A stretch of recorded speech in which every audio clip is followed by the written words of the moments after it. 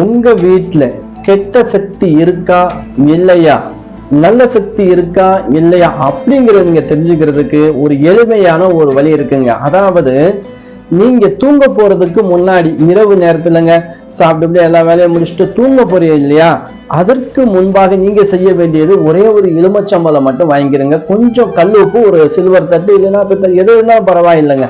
அதாவது நீங்க படுக்கக்கூடிய பெட்டாக இருந்துச்சுன்னா கீழே வைக்கலாம், இல்ல நாங்க தரையில படுக்கிறோம் அப்படின்னா நடுகாலில் இல்லைன்னா எதுன்னு ஒரு மூலையில கூட வைக்கலாங்க. அந்த எலுமிச்சம்பழத்தை நீங்க என்ன பண்ணணும், ஒரே எலுமிச்சம்பழத்தை 8 பீஸா கட் பண்ணணும். ஒரு எலுமிச்சம்பழத்தை இப்படி கட் பண்ண 2, இப்படி கட் பண்ணா இப்படி கட் பண்ணி 8 பீஸ் ஆக்குங்க. இந்த 8 துண்டை ஆக்குறதையும் நீங்க தனித்தனியா கொண்டு வந்துடக்கூடாது. அப்படியே பிரிச்சு அப்படி மாதுளம்பழத்தை கட் பண்ணி வச்சுப்பாங்க, அப்படியே பிரியும் பாருங்க. அது மாதிரி அப்படியே விரிச்சு தாமரை மாதிரி விரிச்சு அது கல் உப்பை பருப்பு அது மேல வச்சிருங்க.